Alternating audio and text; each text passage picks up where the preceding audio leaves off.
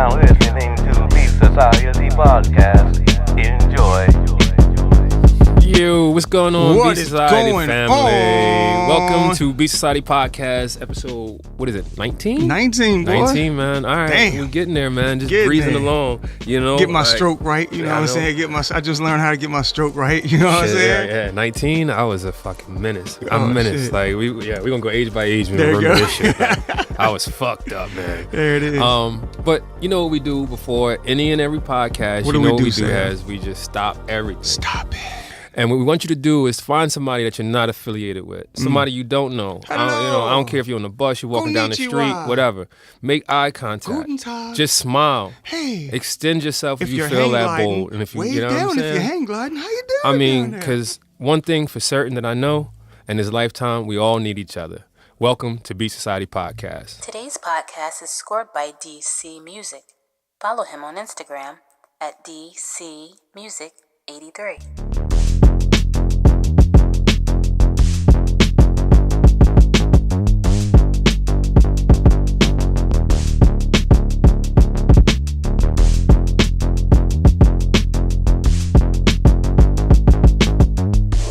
So, Hez, man, we got a good one in store today. Oh, my like Lord. always, And it's our man. first video. Yeah, first Our video. first video, You know, Beat Society I'm Podcast. Weird about all that shit, man. You know what Yeah, I'm saying? the But I'll Matrix. get better to it. I'll get better with it. Yeah.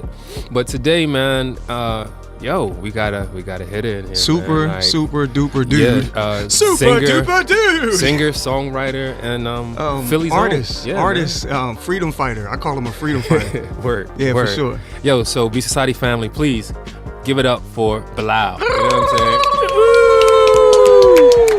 What's going on, brother? How you doing today? I'm good. How Yo, y'all doing? Yeah, definitely, man. Like, Come on definitely with good. it. Thanks for coming through, man. Thanks for Come coming on through. with So we're gonna make this painful, easy, quick. You know Oh, what I'm Hold on, saying? painful? Like, I mean, painless. There you go. Painless. Painless. All right. So what we Let me do? prepare myself. Most interviewers lie. He's like, look, this is going to be painful. Right. We're gonna get into it deep. Therapy. We're gonna be crying at the end of this. You know. All right, but we do it every one. We just start at the beginning. You know. So you were born and raised here in Philly, right? Up in Germantown, North Philly. Germantown, yeah. North Philly. Yeah. You know, my grandmom had a big ass house. I come from a gigantic family. Oh, my where? How big? grandmom had 13 kids. Oh shit. Yeah. And like, Hold on, this is The a Philly her fan. That sounds like kids. some country shit. Like, yeah, my grandma had 13 kids, and her kids had mad kids. So Right, we got right. a mad family. right. Yeah. And actually, her house was on Turner Street, which is in North Philly, right around, Coltrane's old house. Right. 33rd Street. Right. Right, Yeah. Turner Street is right there, Yeah. Okay. Yeah. where the gas station is. I'm not sure. of the Oh yeah, that, and that streets ice cream anymore. parlor right there. Mhm. Yeah. Because I worked So- there really. It's like they did those warehouses on 30th and Cecil B. Moore and Mhm. shit. And They like, they redoing that Yeah. whole thing. You Yeah, already man. know. Yep, yeah. You know what yeah. it is. Different neighborhood now. All right, so Yeah. raised in North Philly between Germantown. Your first musical influences. We always go to hip hop, because we always ask people when did they first realize or just recognize like hip hop, Right. Because I don't know, I probably tend to think of you as this multi-dimensional artist, so I can't peg you to hip hop or soul or anything. Right. That's what's up. You know what I'm saying? So that's a different one. I'm sitting Yeah. here thinking about it as we Yeah. speak, So what influenced and pushed you into music, Like, And when did hip hop? When did you reckon? And the music thing. And when did hip hop look and feel like it was something to part of you? Yeah, to you. Yeah. So yeah, both. Like when was the first time you even recognized hip hop? The first time I even recognized hip hop was like my cousins. I lived with my cousin in high school, and Okay. he was big on Wu-Tang. Oh wow. So I was always, I would say I kind of grew up like sheltered. My mom was like a Sunday school teacher. Oh wow. I grew Yeah. up in I went to Catholic school, Oh. St. did not know that. Malachy's, Yeah.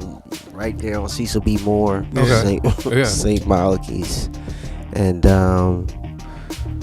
I pretty much was singing in the choir. I was like really into the choir. Actually, I was in a recording, a gospel recording group. Right. James Poyser wrote What? some of the songs. That's Get where I the- met wow. James Poyser. You met James back way. That's Yeah, how yo. old. How old is that? My God, I was like 11 years old. That's so- crazy. That's crazy. That's crazy. 11-year-old gospel recorder. Right, Yeah. right. That's But, awesome. I hope no one ever finds those tapes. Yo, they gonna find. They looking down. Somebody right now is Somebody, like, I yo. got that in the basement.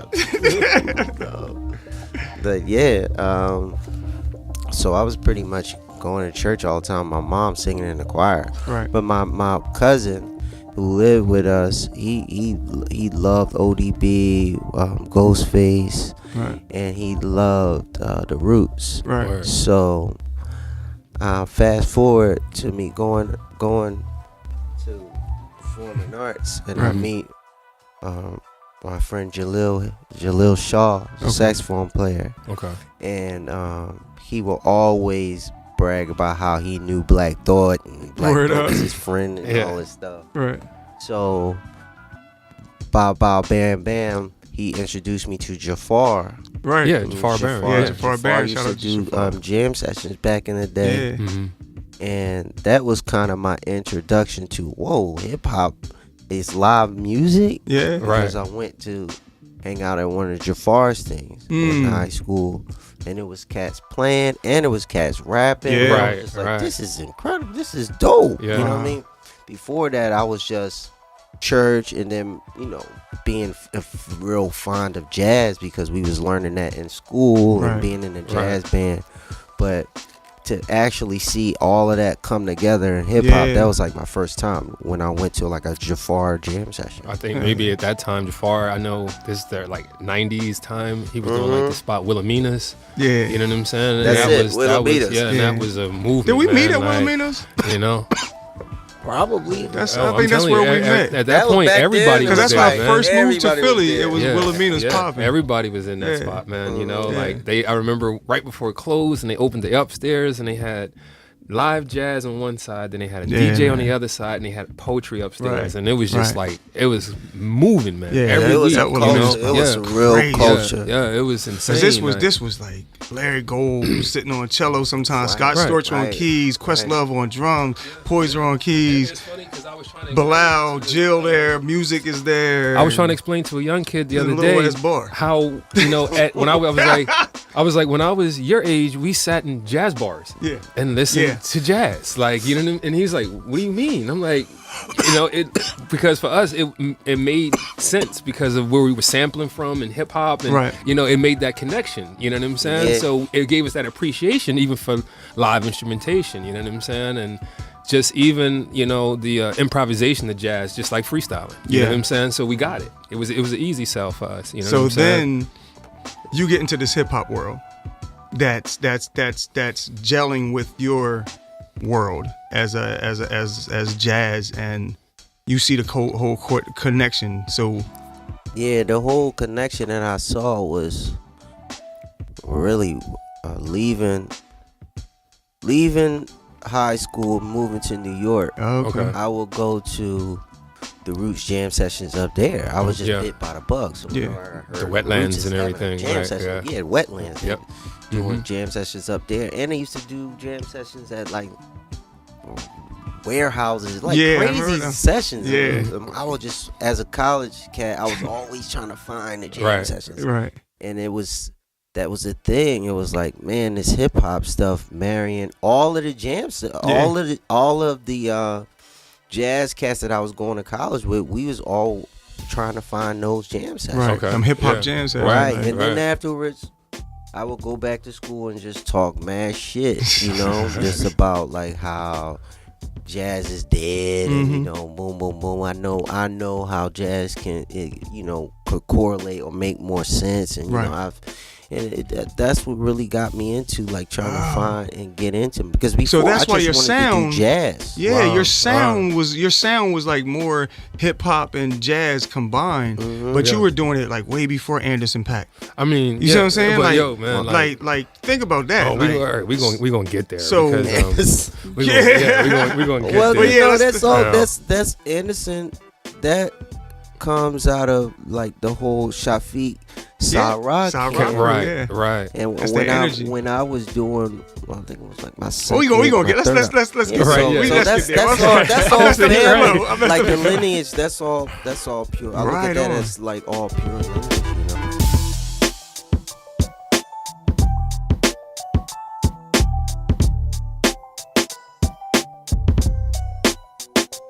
So Right you on. were up in New York going to college, and you were going to the new school for jazz up there, right? You know. So, and if you guys don't know, this crazy school that just trains vocalists, basically, right? You can sing opera in 7 Vocalists. different languages, type. You know, Well, like well, I know? got that from the opera shit. I got that from high school. oh wow, so that was Kappa here in Yeah, Philly, yeah. Kappa. When I went, that was like the last year before they went into that big building on Broad Street. Right. We was sharing a school with Palumbo.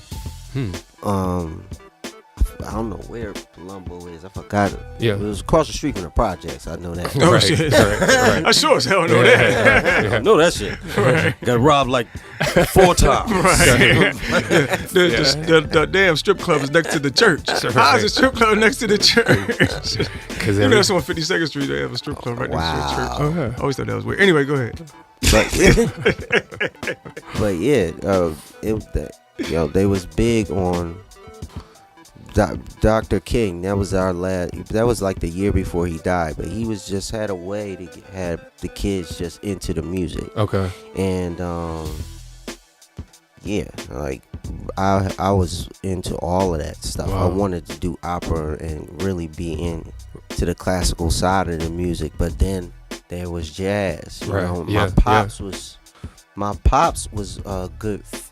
To this day, he's best friends with the Bynum brothers that own the Wilhelmina's. and Right, all yeah, that. yeah. I was hanging yeah. out down there when I was a kid. Right, because like, they owned Zanzibar It used and to all be- that it shit. used to and be yeah, Zanzibar. Right, yeah. Yes, right, yes, yeah. So when I was a kid, my pops was taking me there. So Okay. like, I don't know. I was always kind of into jazz because of growing up and watching and listening to cats slang. It's still like It's still hip-hop. hip-hop, yeah. Cats, I got a gig. That Yeah. motherfucker swinging. Right, yeah. Yeah, it's the Yep. same. I always Yep. thought that shit was cool. You know what I Right. mean? My pops everybody talk like that. I was like, that shit's real. You know what I mean? Right, right. And so, like, when I went to new school, that was geared more to jazz. Like, Okay. the main cat that ran the school was Reggie Workman, and he was the bass player for Coltrane on a lot of Coltrane All right, word. all right. records when Coltrane started really playing out. Okay. Right. Like before. So he was there at Coltrane's like height. Yeah, well, when he started to Oh yeah. when he started to fuck with his wife, when his wife started to play piano for him instead of McCoy. Okay. It was when he stretched the band and was Rashid Ali on drums, and he started to play more of a free jazz. He kind of got Okay. bit by the free jazz movement yeah. that was going on. So they was playing a lot of out ass shit. Trying Yeah, stuff. yeah. Right, Okay. and Reggie Workman was his bass player. Right? But All then, the stuff that everybody now call genius.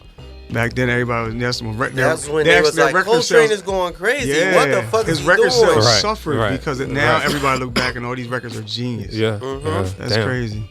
It's always the ones, man. Yeah, The innovators, yo. And these are the people you're inspired by. Right. dude. Yes, like Right.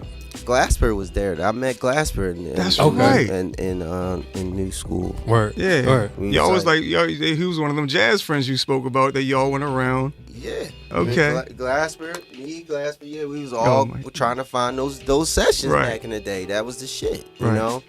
And that's how we met Amir, everybody.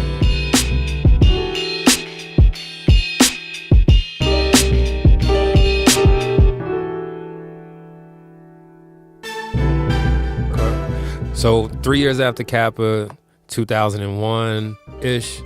Well, I guess prior to that, you find a deal at Interscope.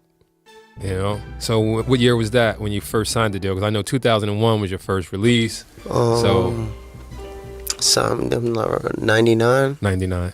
Okay, that's proper. They used to groom artists and shit. You know what I'm saying? 99. Yeah.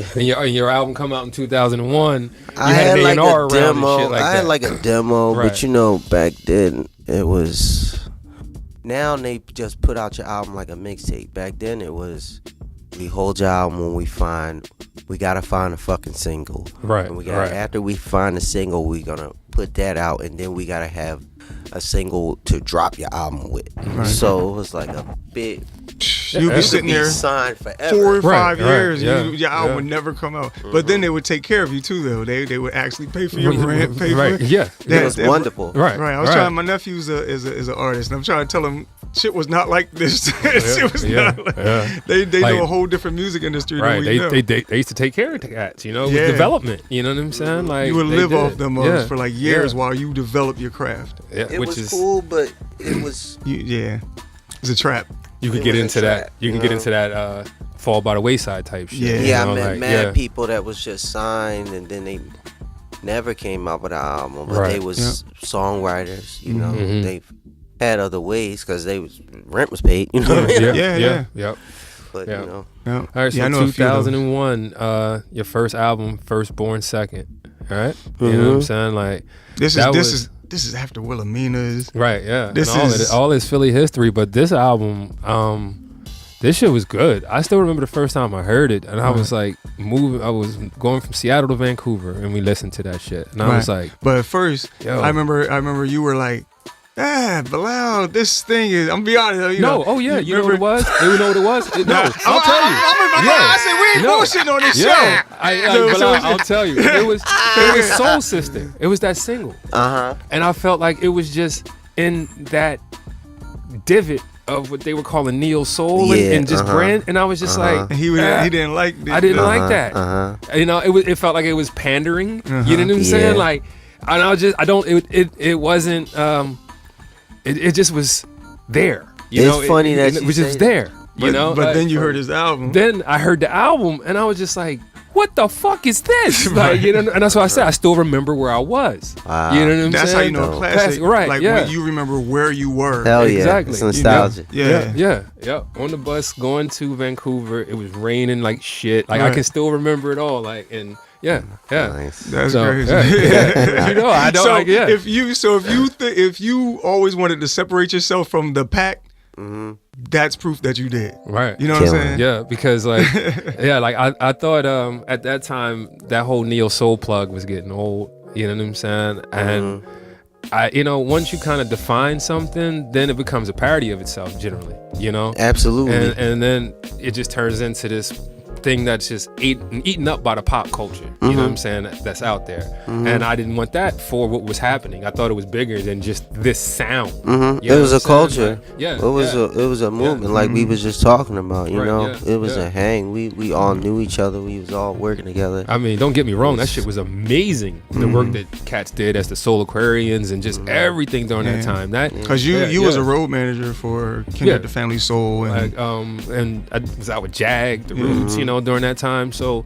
they taught me the business. And, Right. they gave me a lot, and that was dope to be out there, with those cats like that and during that time as well. Yeah. Well, it was weird because even looking back at it, it was a lot of movement, but it was still different. It was still like underground. You know what I'm saying? Yeah. Like it was still like everybody still wasn't keyed into it, Right. and that was cool. That was what made it cool. yeah, it was, You know it what was I'm weird, saying? right? Like, It was everything was on TV, but it was still felt like it was still niche. Right. It never Yeah. really crossed over to Yeah. the white audience, and it was still black.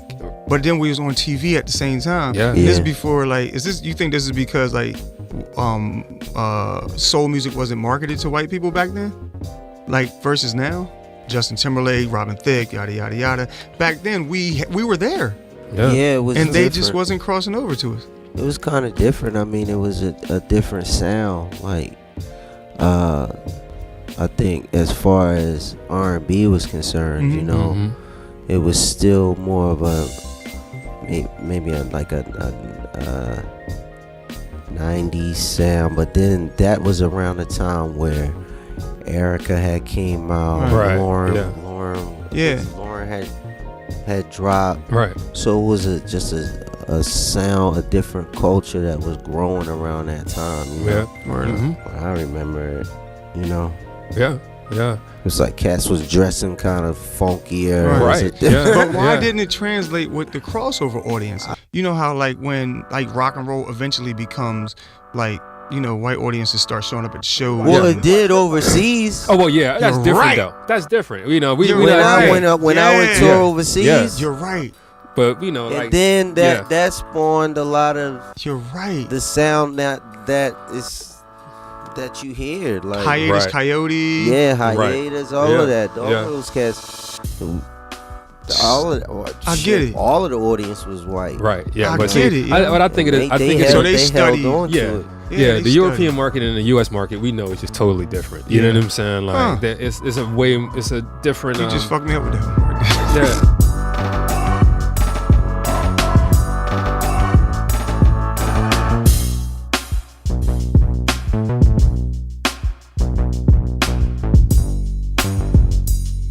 And you're working on Love for Sale. Yeah, I had I was doing Love for Sale. The shit was bootleg, so you know, blah You know, blah I blah. called you that day, Got into. Yeah, I think you was I was one of the the one that cats that called felt. you. You was like, yo, this shit's on a dirty website, bro. And you was like, what you talking about? I was like, nigga, my boy's in the car right now. My boy Pete Duzak is in the car right now playing your album. He was like, I'll call you back.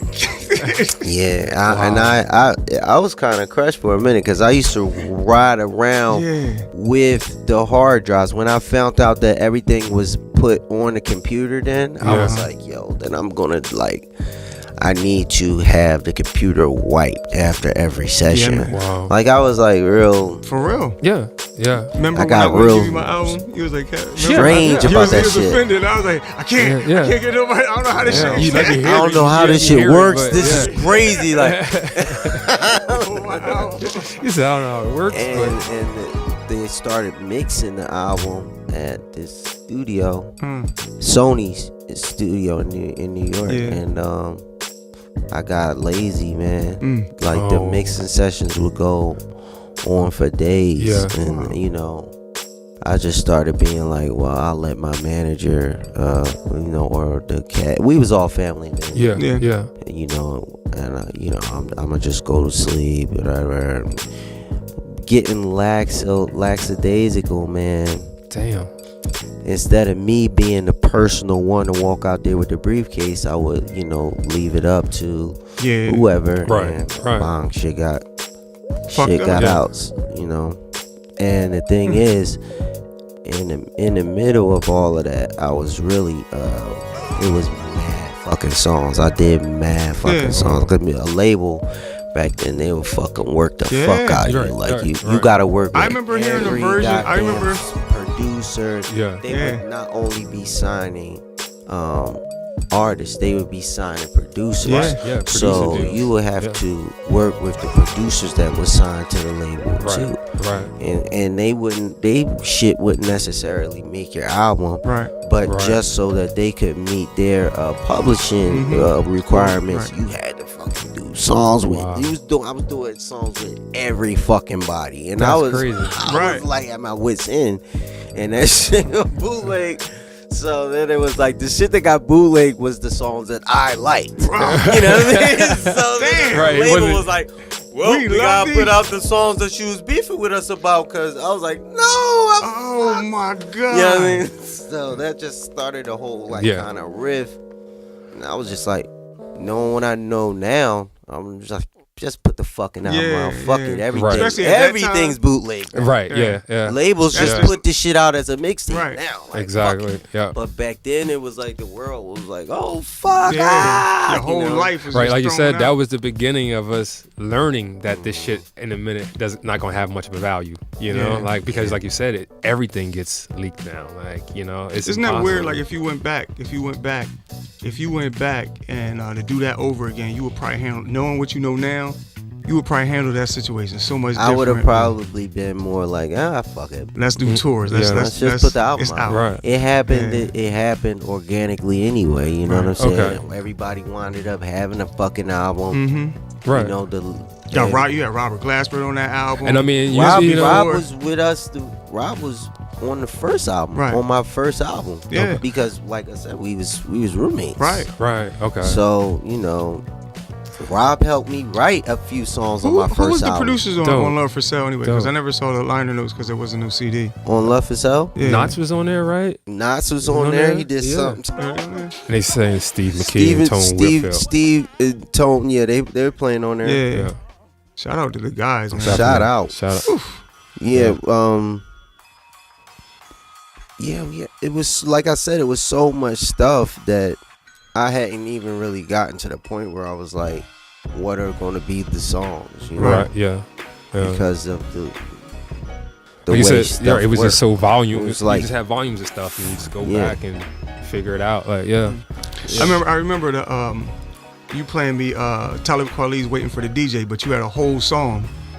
Yeah, Yeah, that was actually from a song that right, I did. that didn't Right, make it on my that. man, Right. I was doing a lot of stuff with my man Daoud, Right. Okay. Yeah. and Daoud did he did I Don't Want to Be a Player with Oh, word. Nobody. Yeah. Yeah, and I did a lot of songs with So you were in your head for a while though, because between that project and then your next release, which And then was 2010. did you feel like everything was crashing down? Cause like that shit, like I was talking about gigging. that. I was gigging that whole time. Okay, so Right, you yeah, cool. yeah, definitely. I remember being you seen I'm you like, around all the time. yo, These I albums, was but it was just still- no I was album. That still shit fucked me gigging. up when my shit I was- crashed. yeah. I was like, I was gigging off of the fucking bootleg. Like I would go Right, to, right. word I up. would go to Germany and I'd be in the fucking magazine over there, and they would have my shit printed up on albums Right. with their own version of a goddamn Wow. cover. Right, yeah. Did you buy one? You ever buy Love one? for Sale. And Right. I'm like, that's funny. This shit never even came out. Right. Love for Sale. Did you ever buy? Did you ever buy a copy of the bootleg? No. Dude, I got 3 bootlegs of my shit. I go over there and I'm like, oh shit, a bootleg, yo, that shit hot. I guess you funny, can see it yo. as flattering. Yeah, it's you know what I'm flattering. saying? It's Like, Yeah, man. Yeah. Cats would be, and you know, cats. That was when cats stopped using Yeah, I think about the CD-ROM, and everybody had the iPhone joint. You know, the big ass the shit. Yeah. iPods. iPods. Yeah. Right, yeah. Yo, play number 7. This would be You can where see it all from the way- bootlegs You can see were. it from way back Like in the nobody road. knew the name of the song. They were like, I love number 8. Right. Play that. Right, it's right. I remember that shit though. Like, yeah, It you was just like get an album, right? I was mad, but I was like, damn, I'm eating. Fucking eating, but I'm A mad big as ass shit. fucking screen pop up. He said, Play like, number 8. Yo, Cats was literally out there, like how they have lighters Right. with they fucking iPods. And like, what, they just like that's like them making a request and shit. Yeah, because you remember like crazy. downloading and I'm like, albums you're back holding then. up proof that you bootleg my shit. Bootleg my shit. I ain't playing you shit, motherfuckers. You remember, Yo, like, this is my hey, shit, bro. like, What the fuck? when you would go on Kazaa, you get an album and shit. That should be all scrambled up too. It won't even be the right versions of it. You just Right. like, It was did all you have a over the- different I one? I'll have a downloaded it different off one. because Cats was downloading it off You LimeWire. downloaded your own album. Yep. This shit. I Yep. want my album too. Yep. They had the MySpaces, so Yeah. I was like scrambling to do whatever the fuck they do and shit, Right. you know. Right. I mean, shit. It was yeah. a change for everything. I Hell feel yeah. That's like. right. Yeah. Yep. Shit got weird for a minute. Like, seriously. Yeah, man.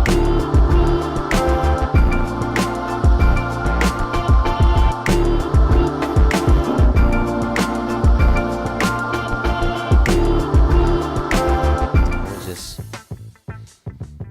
I was living life. Right, yeah. You know what I'm saying? Yeah. I totally understand. You know, but you know, as in terms of people just wanting a product from you, just consumers. You know, it's like, where the fuck are you? You know what I'm saying? Because at that time, especially, we were used to seeing everything every 2 years from an artist, basically. You know, Yeah. and to take 9 years out, that was really different. You know, and what's commendable to be able to take 9 years and still have an audience to come back to that was open to receive your product as well as it did. And I mean, and it did exceptionally well. Right. You know, it was a great fucking album. You know, I think it attests to the bootleg. right, right, yeah, All right. yeah. Thank God for the bootleg. Right, Here's to the yeah. bootleg. Thank God for the bootleg culture. Right.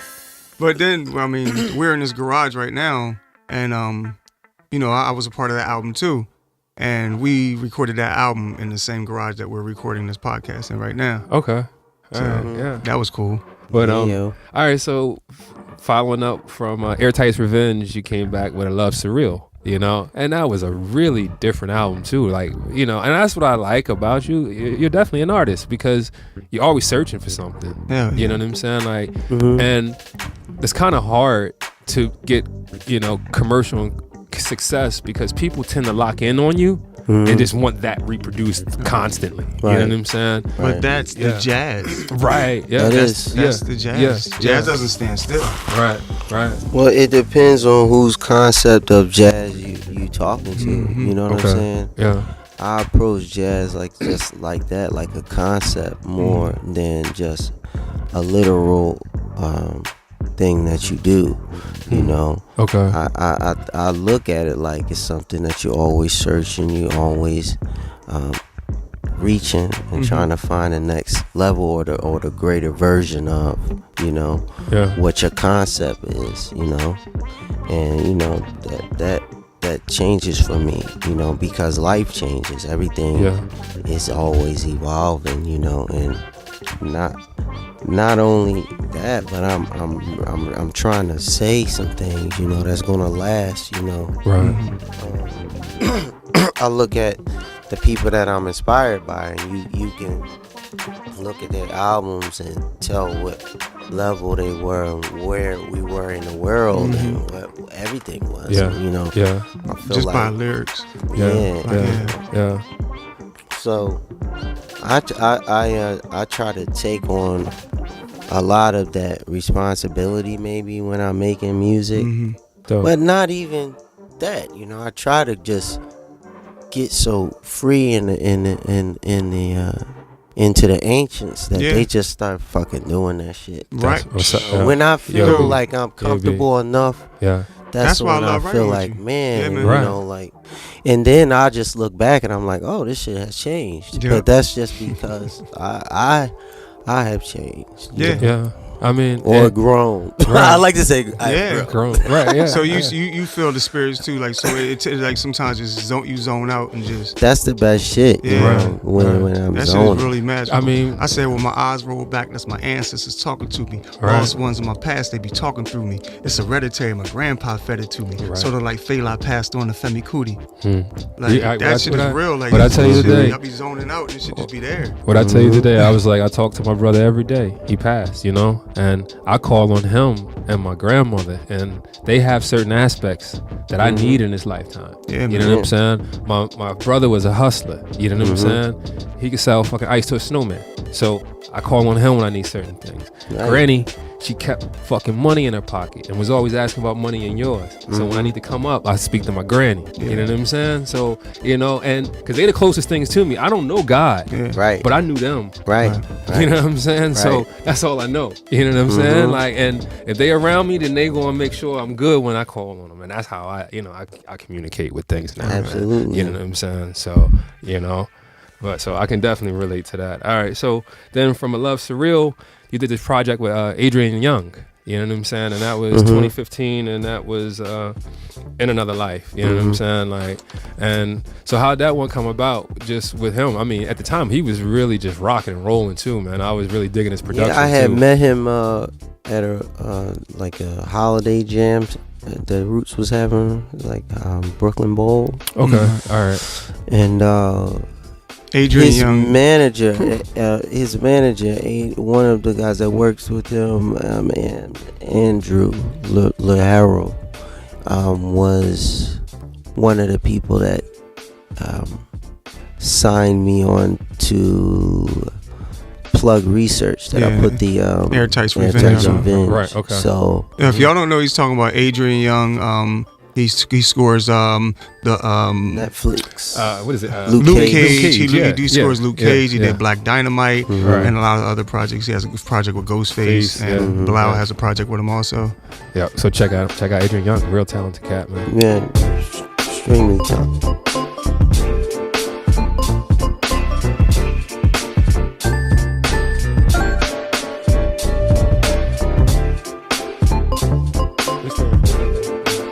So yeah, we and damn, I'm high as shit. Yeah, me too. But we working through it. We still sitting here with Bilal. You know what I'm saying? Just brainstorming, just thinking, man. Like, you know what I'm saying? Yeah. And then this fucking hazy ass funk. I don't know what that shit was you gave us, Quaz, but that shit was like, that shit's fucking heavy, man. All right, so what are you doing now, man? Like, where's your music at? Like, when we gonna get something new? Like, I mean, anything. Like, mixtape, something. Like, yeah. Yeah, man. And I mean, I definitely, you produced a lot of stuff since then, too. The first mixtape that had all your features on it. Mm-hmm. That shit was nutty. Like, you know, shout out to Mr. Sonny James for shout out. Bob Collective. Shout out. Right. And But since then, you've been on like Kendrick's album, and it's like all these like you got so many cool new features. Right? Yeah. Man, Kendrick, you know, If These Walls Could Talk.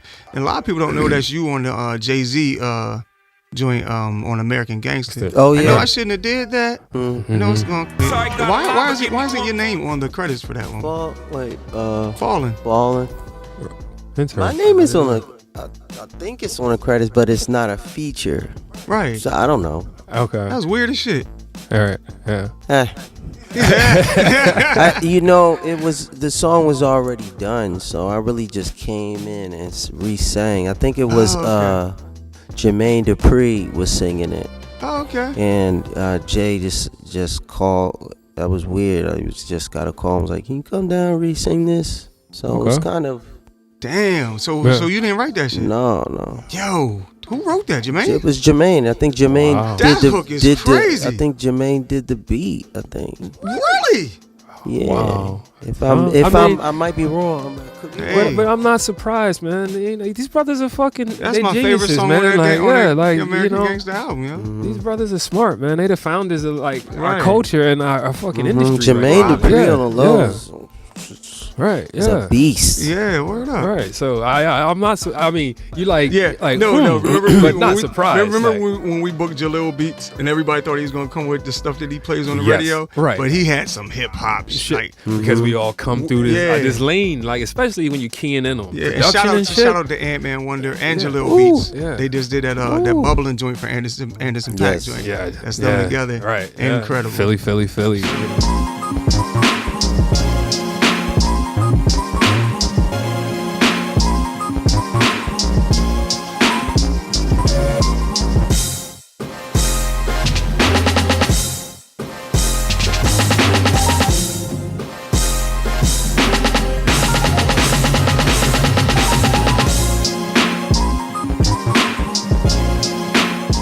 But yo, Bilal, man, thanks for coming through, man. Like, you know, Beat Society fam, man, just keep looking out for, whatever the brothers are doing. We're about to write these songs right now. Yeah. Yes. That's what we in here about to do. Yeah, he just gave us an hour of his time real fast just to break in and just had this conversation, and we give thanks for that. This shit is amazing, and be on the lookout. Go catch up if you haven't got his last few albums. Go catch up, and get your music in your life and look out for the new album and the new mixtape coming soon. All right, yo, man, how's it go, man? It goes power to the artist, depth to the machine, culture over vultures. This is Beat Society Podcast. Like always, if you guys like, man, please just make comments. You can always email us, talk to us, reach out to us. We love that. Go to Stitcher, Podbean, iTunes, Google Play, and Mixcloud. Basically, almost anywhere that you want to hear a podcast, we're there. So thanks again, man. See y'all next week. Easy. Peace. We are the Beat Society. Beware of imposters. We are the Beat Society.